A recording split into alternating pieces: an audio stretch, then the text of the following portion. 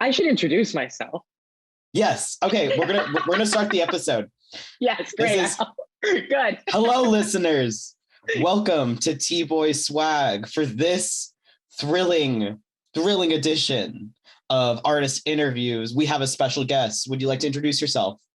Hi, I'm Blaire Battle, aka DJ Clown Core. Scratch that, not that. I'm Blaire Battle.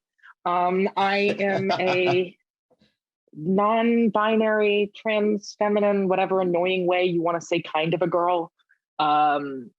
Artist, actor, comedian, writer, general deviant and layabout. Just excited to be here and shoot the shit. We've been already not recording for like 30 minutes. And I was just like, we should start the episode. Yeah. We should, because I was just sitting there talking about like being high and watching Avatar. It's like, this is good episode content. Yeah, this is great episode content. We can stream this for UCLA radio. Yeah. Honestly, we should have like a director's cut, like of just 9 hours of us just talking about like the X-Men and shit. Yeah. X-Men. You will be back. We're gonna be talking about they're all gay.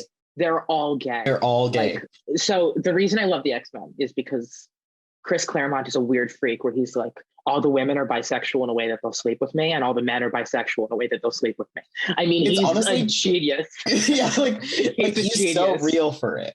He's a genius. He's a total freak, and he changed comics forever.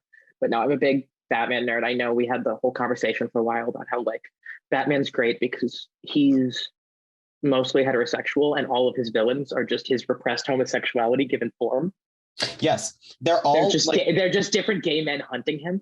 They're just gay men hunting him and different bisexual women that want to literally all. I was talking this the other day. All of the Batman women, they're like, well, maybe they're bi. Maybe they could kiss a little. I think Poison Ivy is the most lesbian. Like she's like kind of man-hating lesbian, and I kind of love her for it. In recent versions, like in the Harley Quinn show, definitely. Recent one. In her miniseries, they do a lot of the thing where she's like, yeah, she's a girl boss. She's like, oh yeah, my kiss kills. It's like my kiss kills men. You know, one less in the world. Like, yes, you're right, and you're brave to say it. It's like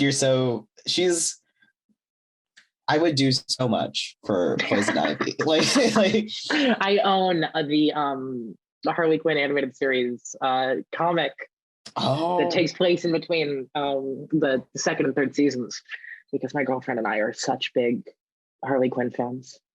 My mom is the biggest Harley Quinn fan ever, and she's like fun. She's like, I respect her so much. We already talked about my mama before we recorded. I just love like an older Gen X hot topic. Like, bitch, that's wonderful. It's beautiful. She's Sorry, like that's calling your mom a bitch like in a loving way. This is a drag queen. You know what? I'm like, it's giving fish. She would be more offended by the hot topic thing because she's like a legit goth. Like she went to goth clubs. Like that's awesome. I thought you were about to say goth college for some reason. I was like, go to goth college. I want to teach goth college. I take an extension course at goth college. Take an extension, a cross campus course at goth college. Just a couple night classes at goth college. But she loves Harley Quinn, and she's like the one like Gen X older person that I've like seen roll with the punches as the most heterosexual woman on the planet. Like my mom is the straightest. Am I allowed to ask if your parents are divorced? Yes, they are divorced. That's why. Okay, that makes She's divorced, and my dad's bisexual. Like this is all tracking now. Okay, so I see what she sees in Harley Quinn. I'm getting it. It all makes sense. I'm getting it. I've been recently thinking a lot about my mom's like interests and stuff because she just has the most fascinating like dude bro-y cis guy like interests as like awesome. The most random woman ever. Like I mean, I only also have dude bro-y interests, but it's like she loves hockey. I come by it honestly. She's like I know hockey from her. I only know about South Park from her. Like she loves all of these things. The Bloodhound Gang, like, you know that band? I don't. I do not know the Bloodhound Gang. Oh my God. Gang. Okay. There's a band called the Bloodhound Gang. It's from the early 2000s, late 90s. Okay. And their songs are all like obscene kind of comedy stuff. Like there's this one song called I Wish I Was Queer So I Could Get Chicks. And the first lyrics of the song are, is your ass a Chinese restaurant? Because I want the poo-poo platter. That's good. Can I be DJ poo-poo platter? Do DJ poo-poo platter. Can I be DJ poo-poo platter? That's pretty good. Yeah. Oh, it might be cultural appropriation though. Yeah. Well, if it's scrap poo-poo platter. Maybe it's poopy. Poopy. DJ poopy? No, that's too small. That's too little. I don't like it. I mean, it's also, I never like the word poopy. It has that little, I hate baby talk. It's got that, that's a poopies. Poopy. It just, no, nothing stinky. DJ poo-poo platter is... DJ poo-poo platter is okay. If you spell it like poo-poo, yeah, I feel like that's like dodging... Leader in the clubhouse. We'll call it leader in the clubhouse. Yeah. Yeah. You're dodging the accusations and it's funny. Mm-hmm. No, and even if they're like, it's like you can find it with it's funny. No, it's like, look, I call myself, I'm pansexual and I'm a non-binary trans feminine person because I want to desperately avoid the fact that at my core, I'm a white bi woman, which is one of the most annoying things to be ever. Like, it's one of the most frustrating things. Like, well, as a woman, like, and if you're getting offended listening to this, just like, reflect. Take a step you're back. The problem. It's like you're the problem, and that's okay. It's like I put all these labels behind it. It's like no, I'm more annoying. I'm more online. Yeah. It's like I'm worse. Like, yeah. No, exactly. I'm not normal. I got off Twitter recently, and it just meant I got on Reddit, which is not what I was trying to do. I was trying to be like, I'm gonna unplug. I'm gonna get rid of toxicity, and now I'm like on Reddit. So my friend who's still like, she's like very closeted still, trans femme, like egg stage. Sure. And every so often, can you say her full name, address, and social security number in the pod right now? No, full love to whoever this wonderful person is. Oh, yeah. I'll have to introduce you to her. Yes, off the podcast. Yes. She's one of the most fascinating people I know. But she regularly goes on Reddit and dives deep into random trans discourse, like trans femme, like Reddit stuff. Baby. And then like has to like get herself out of it by like sending like random shit to one of my friends who's cishet. Right. And like violently cishet and just barraging him with this. I deal with this a lot because as I mentioned before we got off like super off track in a lovely, wonderful way, we're going to do again. I'm a writer, and I make these. I have this wonderful co-writer, Graham King. He's brilliant, but it's weird that like one of my best friends in the world is the only cis man I like hang out with, and so, but all of his friends are trans. It's so funny. That's how my friend is. Like his roommate's trans, his childhood best friend is trans. His co-writer is whatever I'm doing. That's how my friend is. He's my girlfriend immediately asked, like as soon as she met him, she's like, "Do you think he's an egg?" And I go, "No, I think he's just like that. He's just the T-girl whisperer, and God bless him for it." I feel like every T-girl has to have just the most cishet guy best friend that's the most normal person on the planet. Well, it's where I distill all of like my masculine interests. Although he won't talk sports with me. All I care about is basketball. I'm not a big sports fan, but my friends, they talk about tabletop board gaming, Warhammer specifically, and other random shit. Like we met through D&D, so same world. I mean, yeah. he was my DM freshman year, then I ran a Spelljammer game that ended right before that Spelljammer book came out, but that's fine because it's not very good. I ran a 79 session game. Oh wow. Yeah. But even then, like he played the world's most transgender cishet character because he played a changeling. Like the whole thing was his character's like pretending to be this like Yeah. twunk paladin character. And it's like, well, actually, I'm a paladin rogue multi-class and I'm a changeling. And it's like coming out his verse. I'm like, what are you doing? It's like, yeah, I got a little rogue in there. Oh my gosh. I can go either way. Finesse weapons, Yeah. I can go ranged or melee. Oh my god. Oh my gosh. Okay, let's get back on track. Let's get on track. I mean, you mean just get ready to get off track in a different direction. Yeah, we're going to go in a different direction. We're going to change. It's a meandering podcast. We meander, we wander. Stop and smell the roses, babes. We skip lovingly through the flowers and the tulips and the roses. Yes, exactly. I guess we've heard a little bit in your bio and then just us talking about random. Sure, yeah. How do you define your craft? That's a tough one, isn't it? Fuck. Okay, Mom. Oh my god. Oh my god. Serious. No, I only okay, Mom, because my dad never asked that question. No, he's lovely. I adore my dad. He's just no, I say actor, writer, comedian, but the order of those things are always changing. I've been, ultimately I'm a storyteller. And I know that's a trait. Again, I'm getting back to that's such a trait. And I'm a storyteller. It's about telling queer stories. I tell stories. I'm creative. It's really about the collective. It's like the medium really just has to match the message.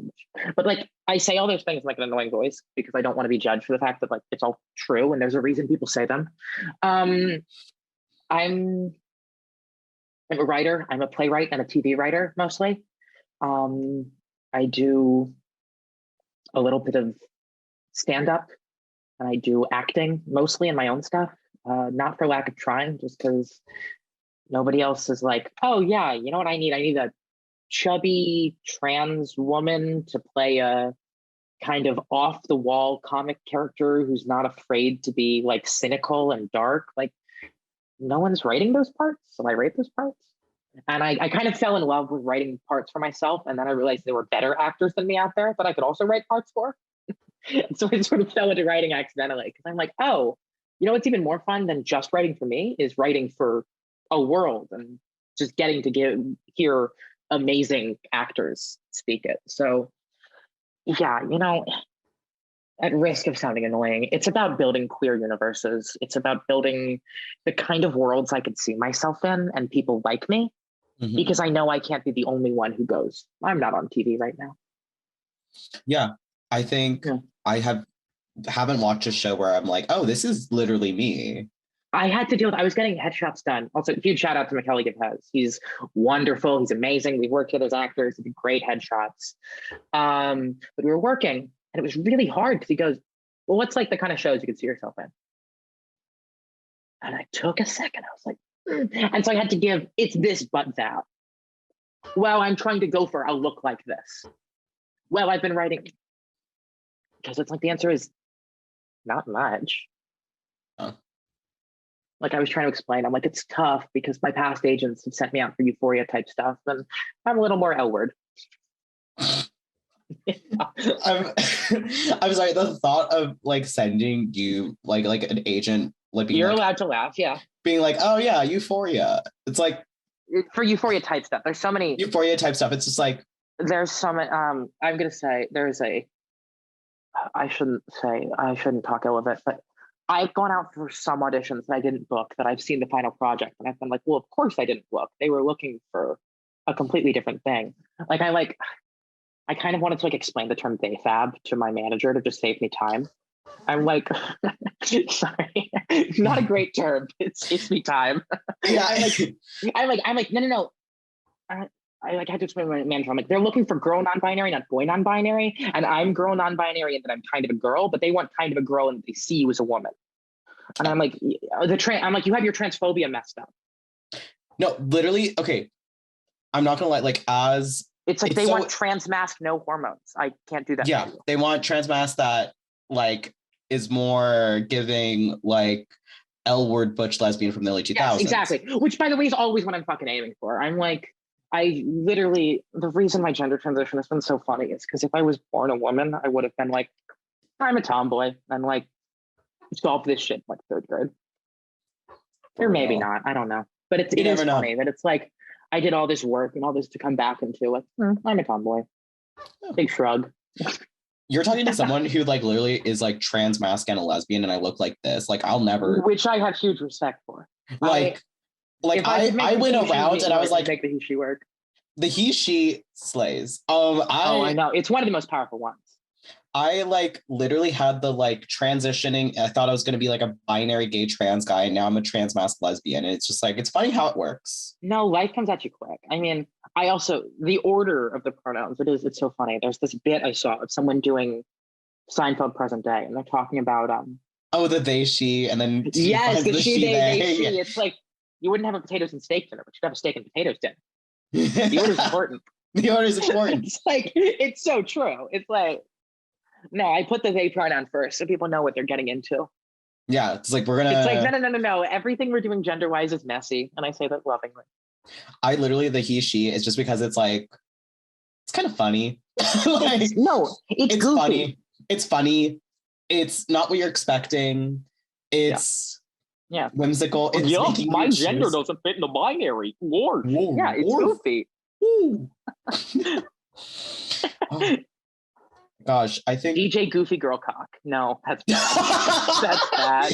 That was bad. As soon as I said it, it felt bad in my mouth. Okay, which is not originally my DJ name was DJ Boy Pussy. So okay, like we can go hard. Like Goofy could I be Cock.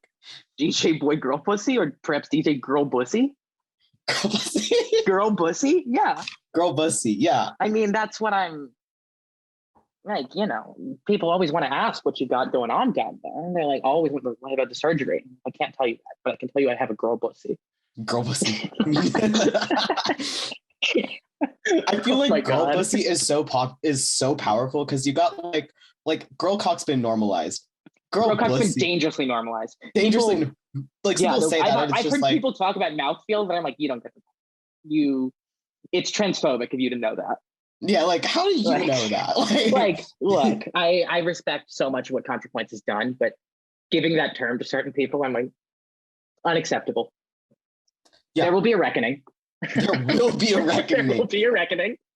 There will be a reckoning. When the end of days comes. Thank you. It's like, no one's getting past the pearly gates. Who knows what girl cock is? Much less who knows about the mouthfeel. Like, you're not getting in, and that's fine. That's fine. It's going to be good for us in the long run, but we're not getting in.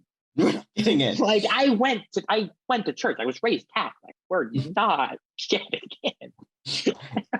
Yeah, we're not getting in, but we can have a fun time in purgatory. Yes. Yeah, the first couple layers of hell have always looked awesome. They look pretty sly. Not gonna lie. No, honestly, it's got its own heating. You know, you got the fire giving up the lights. Like a little torture. It's like, that's a BDSM club. That's what I. Yeah, it's just like it's just a nice little like sex dungeon party. Yeah. No, exactly. And it's like, I also feel like the reason I changed from DJ Boy Pussy is because it became like I saw so much more like posting like normalization of the phrase boy pussy, and they just meant it in that they've have like we're no so getting into such dangerous waters. It's okay. We're getting into such we've already waters. On this show have had so many weird discussions. I had an episode last quarter about lesbian yaoi. Like, we're already. You didn't invite me? Oh, brutal. Oh, it's funny. This has been my T-Boy swag day. I was earlier today doing some recording for friend of the pod, Emmett Abrams. So. Oh my God. Yeah. Right. No, I should say. I assume friend of the pod. I don't. Yes. I've been on here several times, and that's what I thought. I don't call every trans man a friend of the pod. I promise. I'm not like, I don't just like see someone with like a big jacket and like a very small goatee and be like, oh, friend of the pod. I promise I don't. One of us. I'm like, oh, T-Boy swag. Like, you can't say that. I'm Jesse Pinkman.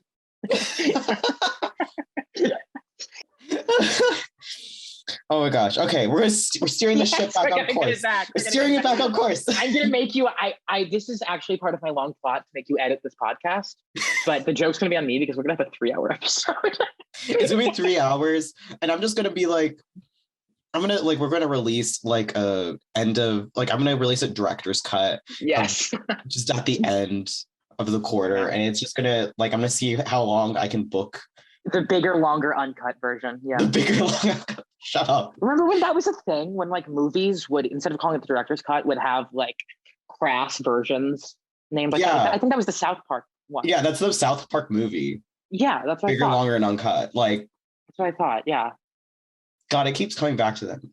We keep coming back to South Park. Like I got to South Park because I got COVID and I hit the lowest point, and I was like, I need entertainment. Mm-hmm. I guess it's South Park time. I guess it's finally what is legally considered entertainment. Yeah. What is legally considered entertainment? Yeah. I finished all of Bob's Burgers. I don't have anywhere else to go. I need something that has a lot of episodes. Mm-hmm. No, and I don't like Seth MacFarlane that much. I like Seth MacFarlane. There's a lot of good South Park episodes. I think people are too hard on South Park and kind of the fact that it sucks most of the time. But they have gems. Good stuff. It's like bunch of. It's like wading through shit to find some diamonds of just beautiful comedy. They throw everything at the wall, and I have to, as a writer, I have to give some respect to that. I have to give major respect to them for committing to this for so fucking long. That's the other one. Like it's the ability to follow through in the project for so long. Is it speaks to that they're willing to just keep doing it and to make it whatever they do. Yeah. But I guess like when I first met you, you kind of were like more introduced to me as like an actor. Yeah, totally. And I more knew you as an actor. And then I remember like when I was talking to you last quarter, you were talking about TV writing and stuff. And I was like, oh my gosh, that's so cool. Because in writing stuff, Em and I met in a TV writing class. Em and I met in a playwriting class. Crazy. Yeah. Well, actually, technically, Em and I bleep this. Em and I technically met on Tinder. And I said, I can't do this. This is super weird for me. You have my brother's name. Big no for me. And then I forgot about that. In the playwriting class, and I was like, it's been really great working with you. I am enjoying this friendship. And Emmett's like, we've met. That was perfect Emmett like impersonation. Well, he's got two voices. We've met. Yeah. It's just when you said that, I was like, you sounded exactly like Emmett in that. I am an actor. Yeah.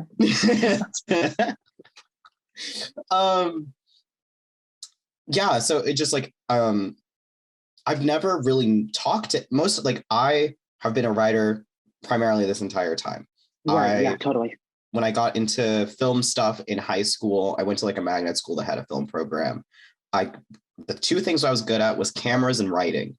Those are good things. And I hate working on sets is the thing. Oh, okay. You're born for the video village. Yeah, I am born to handle your cameras, handle your lights, do not fucking talk to me. Or I'm in a writer's room where I'm okay. The best part of being on set though is you talk to people, you go to Crafty. I want to go to Craft. I love Crafty. I just don't like dealing with other people's business. It's like not my circus, not my monkeys. Yeah, I don't give a fuck. Like if you fuck it up, you fuck it up. I'm not fixing your mistakes. That is tough because a film set is just fucking things up till you get the one take that works. It's just fucking. It's at least in a student setting. It's just fucking things up and waiting for lights. Yeah, sure. Like is lights ready? No. Okay. Well, whatever. Yeah. Can we get lights? All right. And like I've done acting in the past mainly because I had to. I wasn't good. I'm an awful actor. I'm awful. It's all I believe everyone has one good performance in them because all it takes is being comfortable camera acting especially. It's just about being comfortable being seen because the camera will see when you're lying. You see, I'm dyslexic, so I also can't read from like I can't read aloud well. I was that kid that would be the most annoying fucking kid. Like oh you read aloud, and everybody would groan. Like I am surrounded by dyslexics. My girlfriend is dyslexic. My roommate is dyslexic. My brother's dyslexic. My mom's dyslexic. And so I am constantly being asked how to spell things all the time. I get the struggle. Because I'm a speed reader too. It makes my girlfriend annoyed sometimes because I'll be like reading and just slow down. I can speed read, but if you ask me to read aloud, I will take the slowest fucking time. I can't memorize word for word what things are. So I'm just not the best actor. I'm not bad. I'm not. I'll backtrack and say I'm give not yourself bad. some credit. I'm not bad. I've seen worse acting. I'm sure. But I'm also not great. All right, so here's the thing about acting. Because it's an audio medium, people can't see the glint you got in your eye. I can tell there was truth there. I could tell you had someone's performance in mind. There was an awful performance you were seeing. And that's all acting is. It's just remembering how bad that person was and then delivering the line. I'm not the worst actor. That's all it is. That's, it's just visualization. Yeah. It's believing something. It's like, it's not about lying. It's about believing your lie. Exactly. So you forget it's a lie. I don't know where you went, but you took me there. I'm not even sure exactly where I went. I've been to, this is probably where it went. I've been to a lot of bad table reads. That happens all the time. Cold reading's tough. A lot of times people are filling in for other people. No. Yeah. This isn't acting. This is you're talking like writers table read. Yes. Oh, so I go back there of like many. I've seen bad actors. I'm also thinking of bad writers because that's where it's taking me. It's like it goes. They go hand in hand. There's nothing worse than a bad script read by a writer who desperately wants to be doing something else. Yeah. I've been there for that. I was in a class that was like it was like 30 people pitching different pilots. Too many. It's too many. That's too many. It was bad. Hi, School of Theater, Film, and Television. I don't want to tell you what to do. This was in high school. Oh, right. You're a theater school kid. Yeah. See, it was a STEM school, but it had a film department. Okay. It's weird. Right, so now I do have to tell the story. Then I have to get into my journey now because we have weird little parallel paths. But I remember this. It was a couple days of this, and to be fair, I was writing my script day of literally I printed it right before I had to go up, and I somehow wrote the best script out of everyone else because you had a vision. I had a vision. Sometimes inspiration hits. You get 6 hours of work done in an hour, or an hour's worth of work done in 6 hours. That's the job. I learned this is probably the worst. This is advice no one gives you ever. No one will ever tell you to do this because you shouldn't do it. Which is during table reads, I don't read the script. I just listen. And then if it catches my ear, I read the script. Then I'll look at it. But I'll just sit there doodling. It's not the worst idea. Because it doesn't matter if you're reading the script, you're not going to be reading the show. Yeah. So you're going to be hearing the dialogue. So if the dialogue catches me, or the action lines sometimes even they catch me, or the beats catch me. I love when a good action look line, at a good stage direction. Yeah. It'll catch voice. Me. And then I'll pick it up and I'll read it and I'll flip through it. But if I'm not reading it, I do not care about whatever script, whatever script is I'm currently listening to is not worth it. Totally. I'm the effort of catching up to whatever line they're on. So yeah. No, but that's advice you'll never get ever because it shouldn't be advice you get. But people are different, but totally, it's not bad. I mean, the big thing is just if you're reading along, I get into this conversation all the time where I feel like a lot of, and this happens to playwrights, I think even more than screenwriters, is they forget it's this is meant to be performed. And so it's so focused on how the words look on the page. That's important. But it's important because it tells people how to perform your work. Yeah. And so you get this thing where it's space. Yeah, exactly. And so use of space is important, but it's not nearly as important as being able to picture how you're going to stage this. At least my philosophy is any play, any TV pilot, any screenplay, anything that is me giving a blueprint for a production that will not be all me. It's a pitch in some ways. It's, hey, can you imagine this? I have this really cool. Are you seeing what I'm seeing? Yeah. That's all. That's all it is. And everything just needs to be in service of that. But are you seeing this? Could we make this together? Could we do this? What if we did this? Yeah. I think like I've noticed like with scripts, like you'll like the spacing on the page, it's really weird because I can see where I hit my rhythms on stuff. Totally, yes. And the dialogue, but like for me, I've like you get those one-line dialogue and the where final draft starts knowing what character's gonna be next. Yep. The bullets. Yep. And it hits good. But I remember like that was like a problem I had with plays, is because there's not as much action line, because the action line allows me to have some cadence. Yes. I can have a reprieve. It's called directing from the script when you do it in plays, and it's generally considered really bad form. Yeah, I'm not Tennessee Williams. I can't do that. Yeah, exactly. Well, that's always what's so tough, is I will be like, oh, I'll have these long, meandering opening stage directions to set the scene. And it'll be like, you're not Tennessee Williams. You can't do that. It's like, because he always does. But the whole point he's making is he's going, he wants you to, he'll just keep being like, it was hot. It was a hot corridor in the hottest part of the South, in the hottest, blackest part of the South, where Black people lived. Our cast of white people live in the Black people part. It's then like, he's going, hey, if you don't get it, we're in the American South where it's hot, and these characters are kind of racist, and I'm going to show you that by telling you what's missing. Mm-hmm. But to everybody else, you can't play that game. Like if I do that, everyone just go, Blaire, what are you doing? Like we get it. Who the fuck do you think are? It's hot out. You can't stage being hot out. It's like, well, Tennessee Williams, but the rest of us maybe not.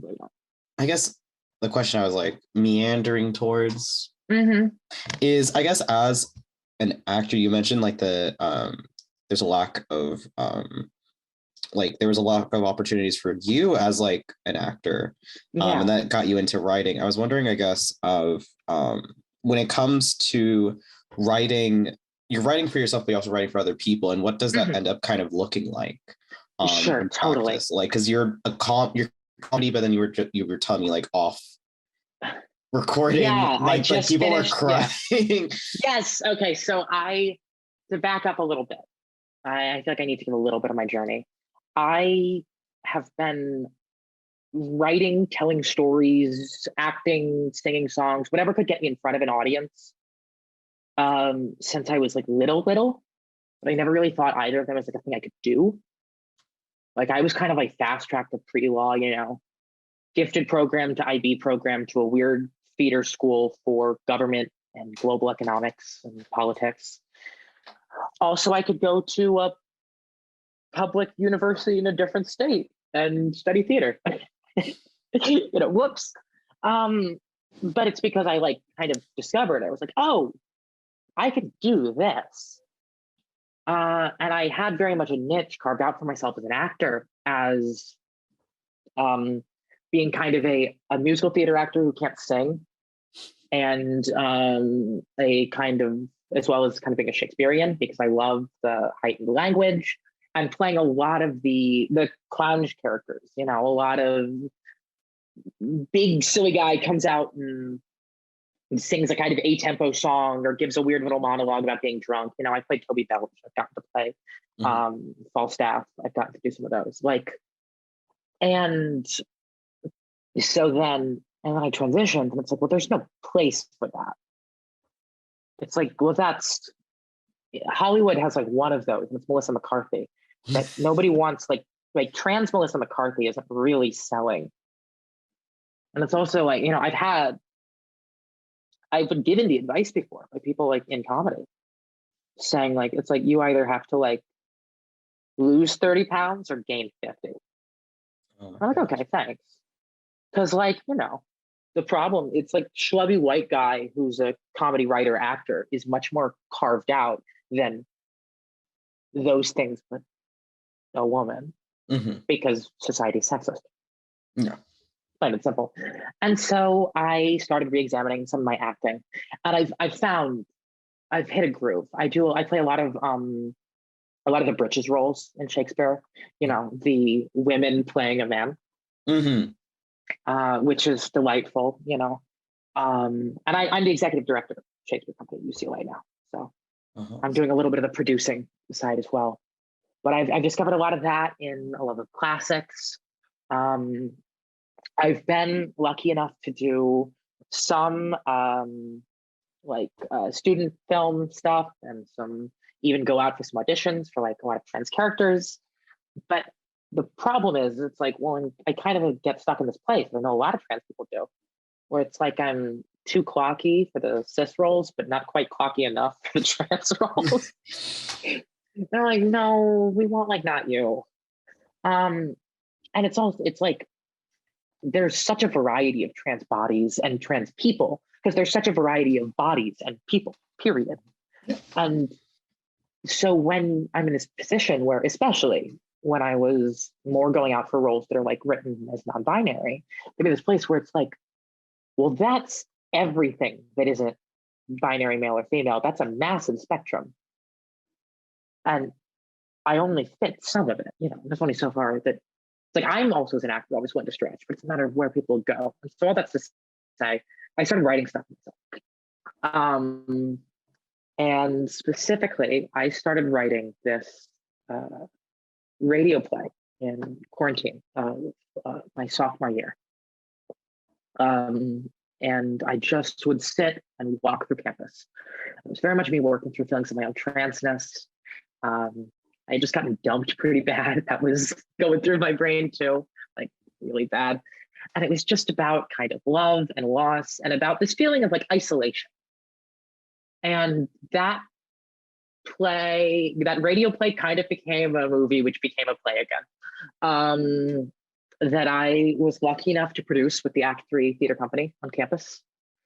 They were great. We did a production. It went up week 1 this last quarter, but it's my first full-length play I've ever had produced. I think it was finally sitting at 86 pages. Our runtime was just over 90 minutes, no intermission. But it was this, I'm really proud of it. It's this wonderful labor of love. And I had originally written myself this kind of bit part to play. And I decided very early on that I didn't want to do that, because it was important to me, 1, to prove that I could be a writer separate from an actor. But 2, that I loved this play so much that I didn't want it to make it any more about me, that I wanted to make it about getting these voices. And so I had, my leads were played by Luca Felice and Maisie Voss, who are wonderful actors. They were spectacular. And then this non-major, who was fantastic, Nicholas Roberts Maderick, they were able to play the part that I'd originally written for myself, the love zombie, this radio DJ character. And they were brilliant. I was like, oh, I'm so glad I didn't do that. And so since then, it's kind of been a journey for me of being like, okay, I will continue to write parts for me when it's right for me to play them. But I've kind of been stepping back and going, but what's more important is making sure someone is telling these stories. And I don't just mean trans stories even. I just mean like weird off the wall screwball stories. Like the play, Transient Bliss, that I was just talking about, the kind of short pitch is it's I guess, romantic comedy, even though I never set out to write that, because it's about this cis man who has this recorder, and he's obsessed with talking to the past. He's kind of dorky and unconfident. He's kind of maybe never even been laid, but certainly doesn't have much game. And he's talking to this recorder constantly. He's obsessed with like finding a history. And he meets and very quickly falls in love with this trans woman named Ava, who has run away from her family. They have these crazy doomsday preppers and just wants to totally leave the past behind.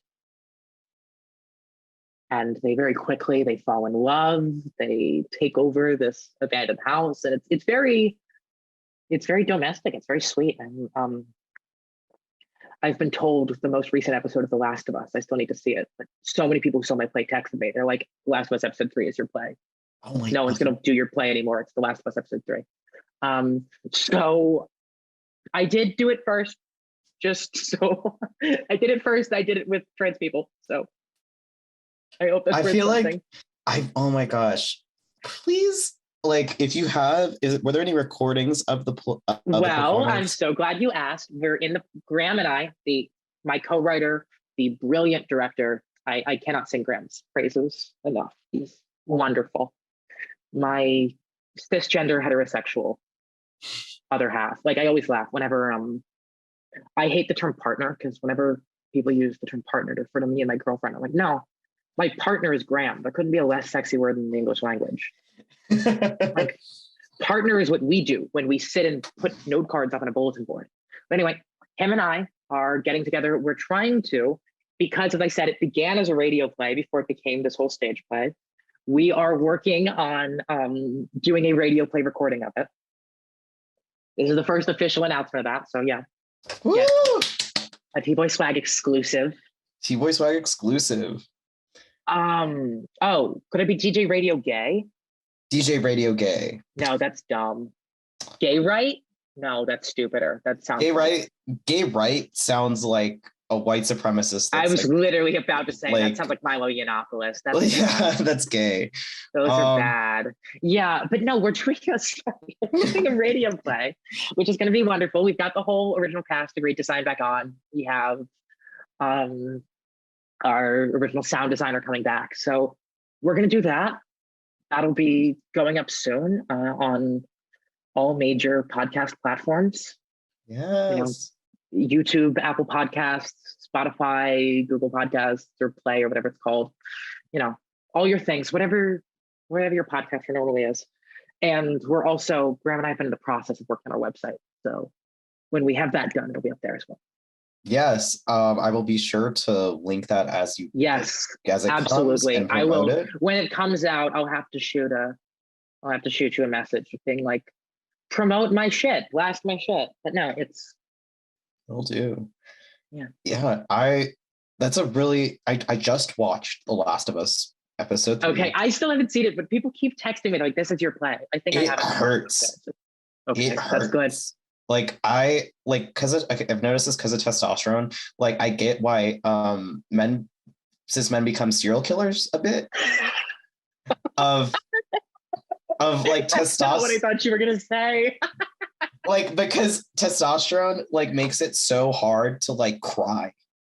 Yes. Like I've had such a hard time crying. Well, especially you get on that testosterone SSRI 1-2 punch.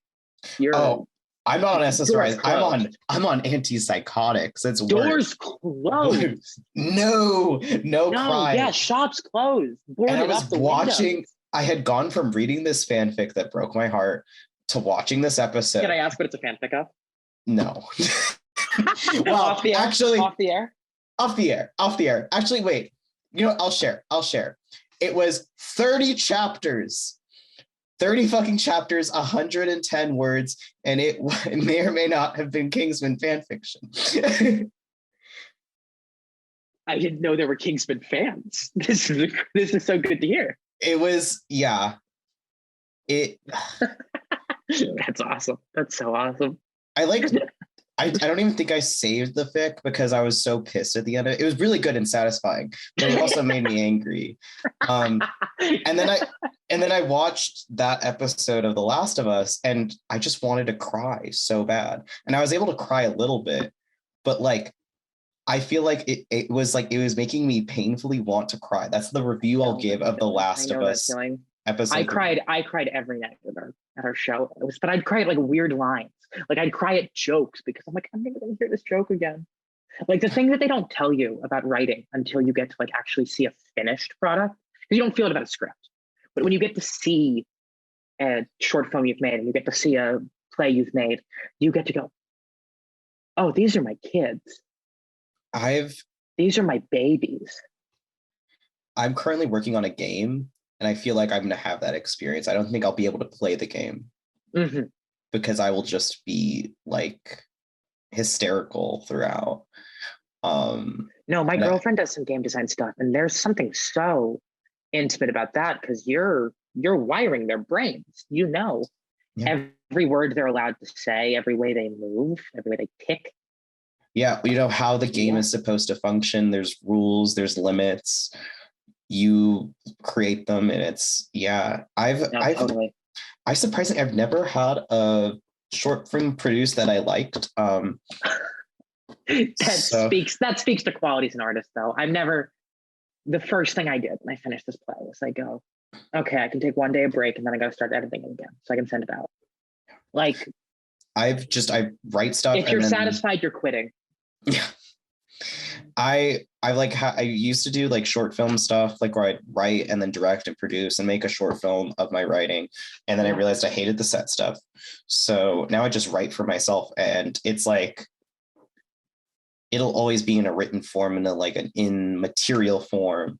So it's like, I'm curious of that like satisfaction of like, it's always tough. Yeah. Like Graham and I have submitted a couple scripts to competitions and things. We recently had a script we wrote be a Screencraft semi-finalist, which was cool. Oh, that's great. But yeah, but it's this weird feeling where you get something and you're like, and now what? Because it just sort of hangs out there. Yeah. It's like, well, it didn't win and we don't know who saw it. So we put it in a document and we pitch it later. Mm-hmm. And it's so strange. I've you don't get to take a bow as a writer. Like no. After you get to take bows.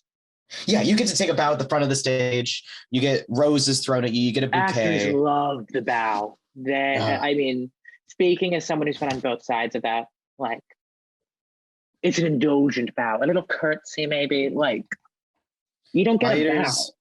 Writers, people do not know what you look like. Maybe the best you get is walking on stage on the Golden Globes drunk off your ass after winning. I don't hate the don't know what they look like though. That's why I love voice acting. I love the anonymity of it.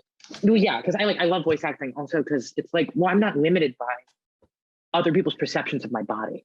Yeah. Like, that's why I think, like, I'm currently working on an animated pilot. Ooh. Is it Emmett's pilot? Yeah. What did you say? Is it Emmett's pilot?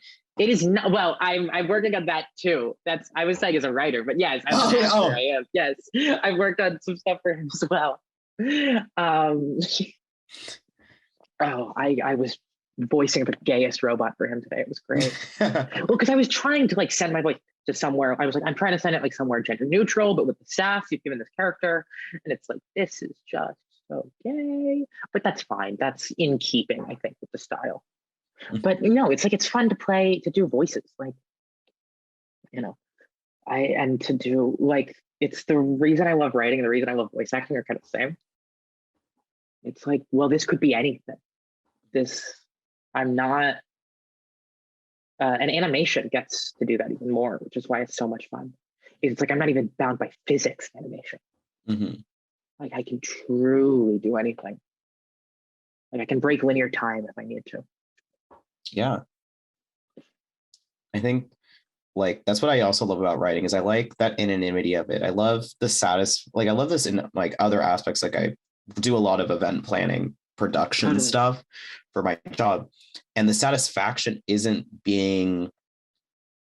coming from like taking your bow and doing center stages. The satisfaction of seeing what you create in action and people enjoying it and them not knowing who the fuck you are.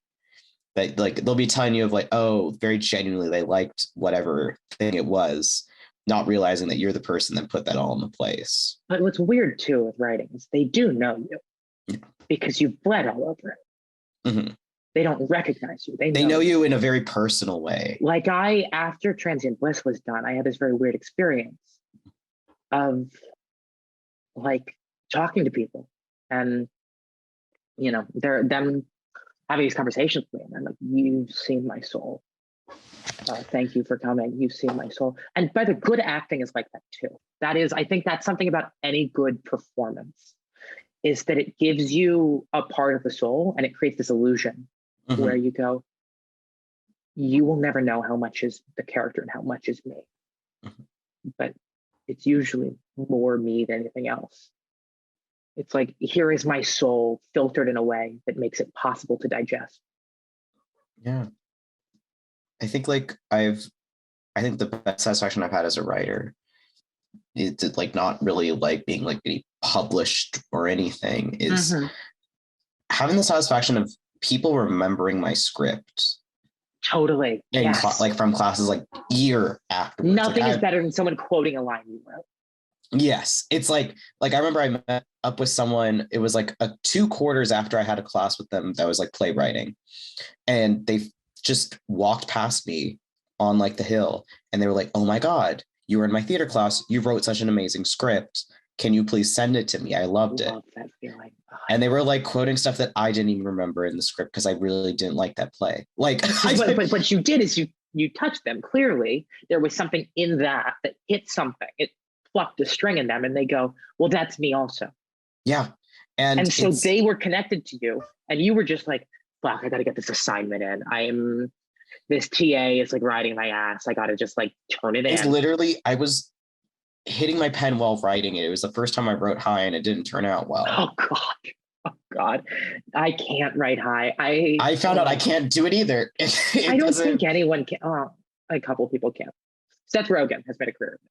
Yes. But like I feel like most people can't. Most people cannot. I cannot. I wrote stuff and I was like, this sucks. And then I edited it and I'm like, it still sucks, but it's a little better. No, because like I can only do it. I get in those writing sprints. You get in that haze. Yeah, but like, it's I don't know if I've eaten. I don't know if I've slept, but ideas are coming out of me, and I'll edit them later. Sober mania. Yes, exactly. Well, that's also why I feel like Graham and I work together so well. Is that, as I always say it, I'm the one who throws darts at the wall, and he's the only person in the bar who knows how to score darts. Where it's like, it's so helpful working with him because I'll throw out like 4 ideas and he'll go, I mean, not 4 ideas, sorry, I'll throw out like 40 and I'll be like, and I'll just have a million different little things and I have no idea what's going to be what. He'll go, well, there's 5 of these that are good at best. Maybe there's 1 and 2 of them are kind of the same idea. So if we combine that, maybe that's our thing. And he'll go, and actually, I also have another thing I've been working on. So now we've combined 3 ideas into 1 good idea. And let's make that. And I'll go, yes, we should make that. And that's like how our writing process goes. Like, that's like, literally that's so when we were at Transient Bliss, we were just hanging out. We'd just drive around in his car and just talk about the play and talk. We both joked about it. It's like, okay, we're going back to freshman year. Because I was like, all right, I got to reread all these plays just to remember basic structure, just basic 2-character theatrical drama. And I'm very proud of how it ended up because it's like, we would just work on it and we'd set these deadlines. It's like, okay, he's like, I need to block this thing and I need to get these actors ready. So what's the one objective you need them to play? And I'm like, well, it's about this and it's about this. And he's like, no, what's the one objective? And so every scene has a very clear objective. We'd get back there and we'd get the actors in. We'd get new pages. We'd have the actors read them. And we'd have the actors improvise through the new pages, but don't say any lines that feel like they don't match that objective. Mm-hmm. And then we rewrote everything. And that's how it got to a place that I'm like happy with because it's like, I think it's easy for writers to forget when we're all up here, we're all in our heads. The drama's character driven. Mm-hmm. The characters are objective driven. And it's like they teach you that in every intro writing class, but it's so easy to forget when you have your big high concept. Mm-hmm. Like, but what about my world? It's like, well, your world is great, but it's only great because it gives your characters something other than a blank room. Yeah. I think like that's something with like game development and writing for games that's really has really made me re-emphasize in my head of like, yeah. Shut up. No, I mean, I get it. Your hair looks great.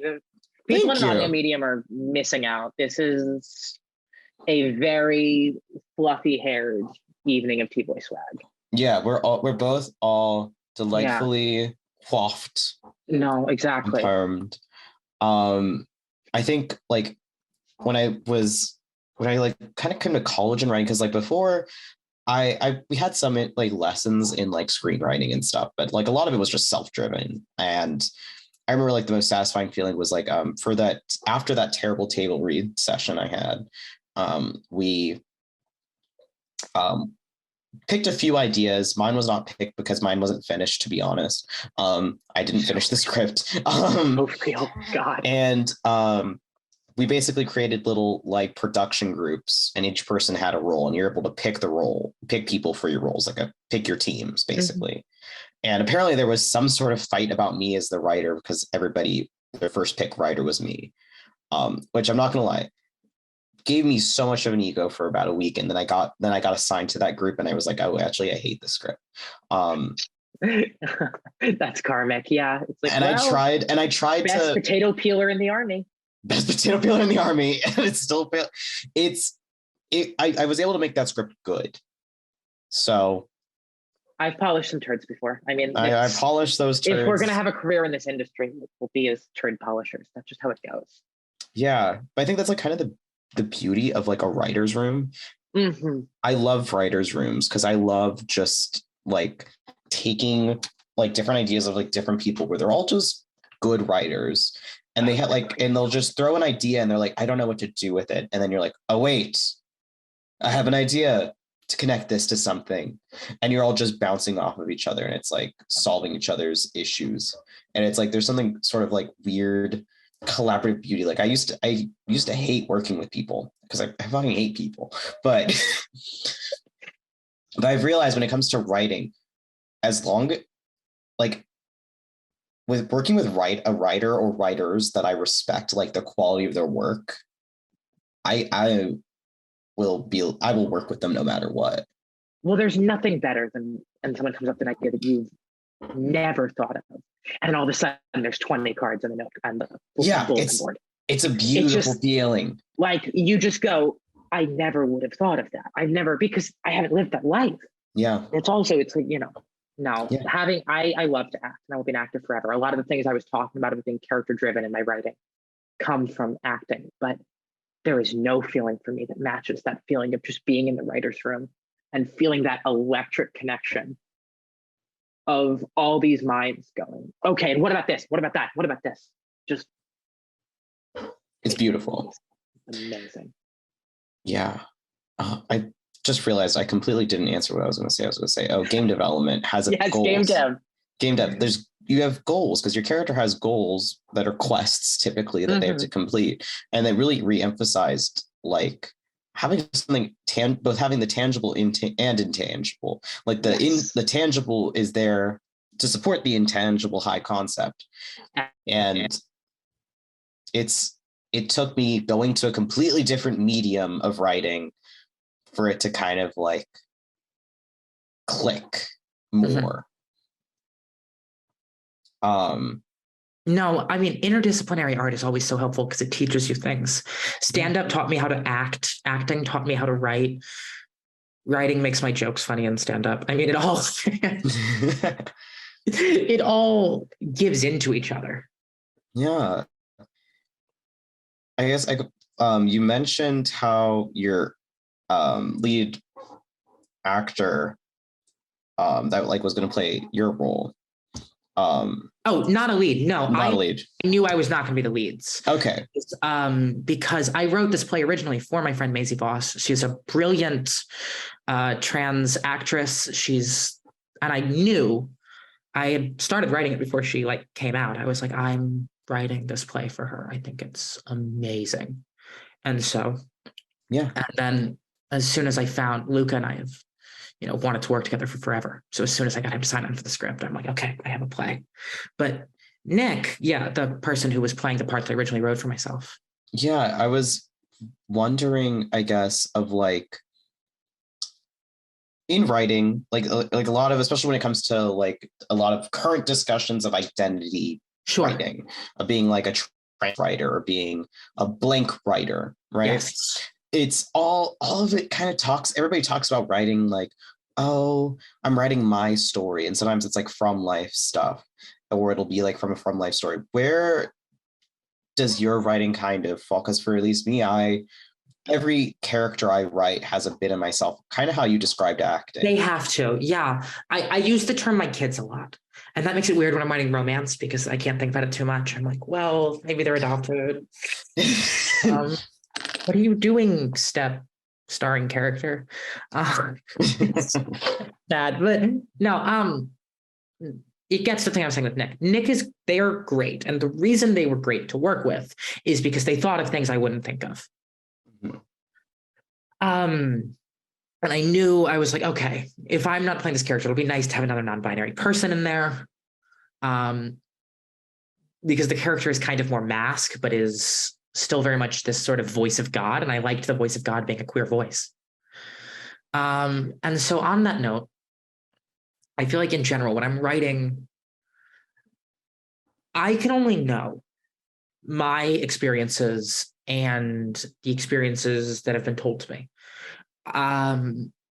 So everything has a bit of me by my sheer limitations as a human being. But, we're building an empathy machine.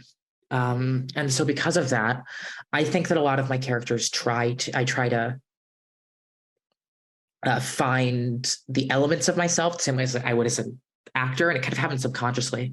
But I always say I don't really know a character until I know the things that they would say that I never would. And that's when I've found their voice. And Alan and Ava, the main characters from this, the reason I adore them is, on one hand, they're both so me. Like, it's damning the amount of lines both of them say that are like things I would say. I had a professor who was talking about Alan and going, he's sort of a strange man, isn't he? That he's this guy who has this cassette player and he knows Monty Python and he's making these Star Trek references. And it's a very eclectic group of things he's knowing about. And I'm like, yeah, that would be kind of an odd person, wouldn't it? Someone with those interests. I've had that come up with like different writing stuff of like, oh my God, you put this like type of stuff out. Oh, this is like such an interesting thing to have this eclectic character. And I'm like, and it's like, well, those are just a couple of things I enjoy. Like, yeah, no, there's a period at the very beginning where Alan is trapped in his basement. Luke is an amazing actor because he's able to hold the audience attention for little, like, I think 8 minutes of just him at first in darkness and then alone on stage, just losing his mind. But he's describing all the things that's in his basement. And it's like, well, that's the stuff I grew up with. These Magic Treehouse books and this weird inflatable clown and all of this crap. It's like, well, that's my childhood home. That's why it's there. And so in that regard, they're both totally me. They're all totally me. But in another sense, they evolve beyond me. And especially that's why I love working with actors so much. Is because the job of an actor is to figure out how a character is you. And so they go, well, this can't be Blaire because it has to be me. And then they build a completely new person. Mm-hmm. And so that's what's so exciting is like, I watch, these actors on stage. I go, I would never have done that. I would never have said that. These are people now. They're real people. They have made them real people. I think like going into your, like how you described your characters as your kids, it kind of reminds me of how like people are just kind of parts of the parents that raise them, like no matter what, of like, I like certain things because of my mom and I like certain things because of my dad. Mm-hmm. And some of it, like, even though I wasn't really raised around my dad, some of it's so inherent of even just passively will be inclined to like the same things. And I think with having like the writer and then the actor, it's that same type of multiple perspectives. No, the writer and the actor are in a very real sense. Parents. They are the parents in the genetic sense, and then the director is the parents in the raising you sense.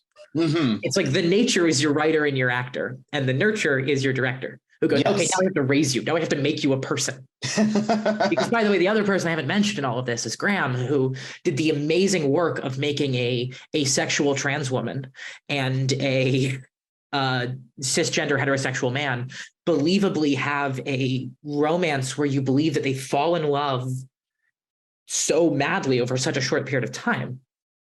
And, my actors did an amazing job. I'm very proud of the script. But ultimately, that's all him in making sure that we could do that. And also, might I add, that we could do that in a way that was safe for everyone involved. Mm-hmm. Because intimacy work can be so tricky. And so it's like, in a real sense, it is. It's like, okay, we are raising this thing. We are making these people and then making sure they grow up by the time it's ready to go up on stage. Yes. That's such a beautiful way of looking at writing and like storytelling as a whole. It's either really beautiful or I'm on progesterone. I can't tell. Yeah, it's either really beautiful or both of us are pretentious assholes. Yeah, that too. Like, oh my god, yeah. No, it's either it is genuinely beautiful. Look, it's all confidence. Us. It's all confidence. It's earlier when I'm like, saying all that stuff. I'm like maybe it just you just got to deliver it. It's like, well, this is the thing about writing, really. The thing about writing really is that now I find that the problem is sometimes you're writing and you're like, what are all these words doing here? What are all the words? Maybe they could just groove it out, baby. Austin Powers. I just had to go with it. I love that it turned into Austin Powers. Psychedelic, baby. It's psychedelic, baby. Yeah, can I come on the Austin Powers episode of Two Boy Swag? Am I invited? Oh my god, we needed to an Austin Powers watch party. Like that's the social is watching Austin Powers. Well, I mean, he is the most his relationship with masculinity is very queer. Also, like even like I just remembered the Swedish penis pump bit, and yes, and like I'm like that is the most like trans mask like post like it's because all his masculinity is performative and it's slightly out of step with the times. Yeah, and that's a very transgender experience. It's so transgender, and so it's something make you horny, make you horny, baby. God, yeah.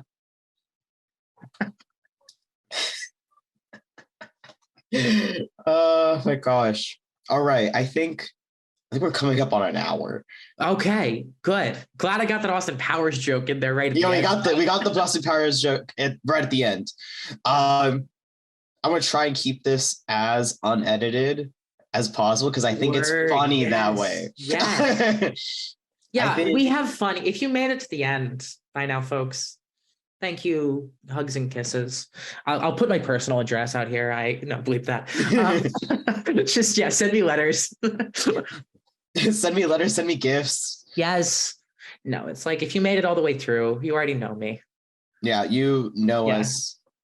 I feel like anybody that's listened to like all the T-Boy Swag episodes knows me in a profound level. Well, that's the thing I was saying. They've seen your soul. They've seen my soul. If you like it or not, this is your art. And it all started as a bit. I mean, so much of art does.